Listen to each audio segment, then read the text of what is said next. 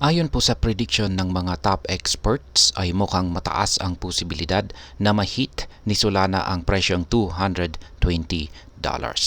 At ayan po ang siyang ating pag-uusapan sa video na ito, pero bago po tayo magpatuloy ay nais ko lamang po munang bigyang linaw ang aking disclaimer kung saan ang nilalaman po ng video na ito ay hindi po ito isang financial advice.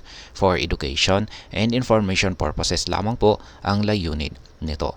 At ayan, sa kasalukuyan, ang presyo po ni Solana ay nasa 156.4 USDT. Sa nakaraang 24 oras ay bumaba po ito ng 4.83%. Pero kung titignan po natin ang performance nito sa buong linggo ay tumaas naman po ito. Ang kanyang trading volume ay tumaas po ng 33% sa nakaraang araw na nagpapakita ng mataas na interes mula po sa mga traders. Ayan, ayon po sa mga eksperto ay si Solana ay nasa isang symmetrical triangle pattern ngayon. Isa po itong chart pattern na kadalasang nag-i-indicate ng posibleng breakout. Kung mababasag ni Solana ang kasalukuyang resistance level nito, maaari po itong umabot sa presyong $220 na magbibigay po ng 53.28% na pagtaas mula po sa kasalukuyang presyo nito. Nitong nakalipas po na 2021 ay tumaas po ng husto ang presyo ni Solana dahil po sa hype sa NFTs at pagtaas ng demand sa DeFi.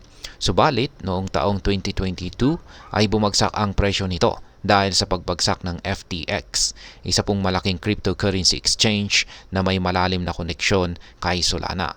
Ang FTX ay ang sister company nito na Alameda Research ay nagbenta ng malaking halaga ng Solana para maiwasan ang bankruptcy. Ngayon ay ang mga prediction ng mga analyst, yan, ayon po kay Ginoong Rich Rangatang, isa pong kilalang crypto analyst, ay maaaring tumaas daw ng 40% ang presyo ni Solana base sa mga technical indicators tulad po ng Relative Strength Index or RSI at MACD.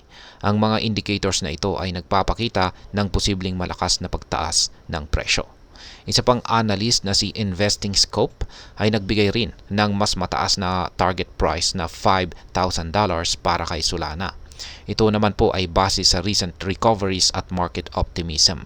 Ayon sa kanya, ang recent na pagtaas ng presyo ni Solana ng 3% ay nag-break sa $153 na level nito. At ito ay nagdulot ng malaking attention sa market. Ayon naman sa VanEck Research ay maaring umabot ang presyo ni Solana sa $330 na nagpapakita ng pagtaas ng posisyon nito sa competitive na crypto ecosystem. Bakod po sa pagtaas ng presyo ni Solana, ay ang Solana ay nagkakaroon din ng real-world adoptions. Isang magandang halimbawa nito ay ang PayPal, kung saan ay nag-launch po ng kanilang dollar-backed stablecoin or PYUSD sa Solana network. Yan, gamit po nila ang Solana network. Ayon sa head po ng PayPal's blockchain unit, ang scalability ng Solana's infrastructure at ang kakayahan nitong mag-extend ng utility ng tokens ay ginagawa itong ideal na blockchain para sa mga payment processors. Sa asset management side naman, ang VanEck at 21 Shares ay nagtatrabaho para mag-offer ng Token Exchange Traded Fund or ETF para sa Solana.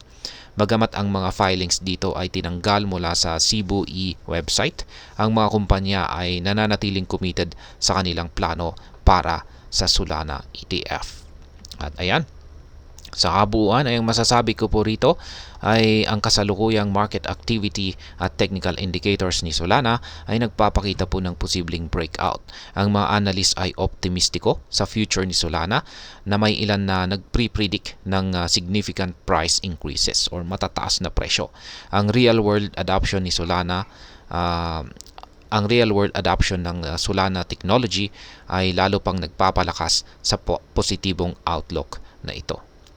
At ayan, hanggang dito na lamang po tayo sa video na ito mga ka-crypto. Sana po ay inyong nagustuhan ang aking paliwanag sa video na ito. Kung inyo po itong nagustuhan, pakiclick lamang po ang like button ito. Para naman po sa mga bago lamang dito, kayo po ay aking inaanyayahan para mag-subscribe. Pakiclick na rin po ang bell icon nito dahil ito po ang siyang magsisilbing notification nito sa mga bago kong videos na akin pong ina-upload sa aking YouTube channel na ito. Marami pong salamat sa panonood. Ingat po tayo lagi at God bless po sa ating lahat.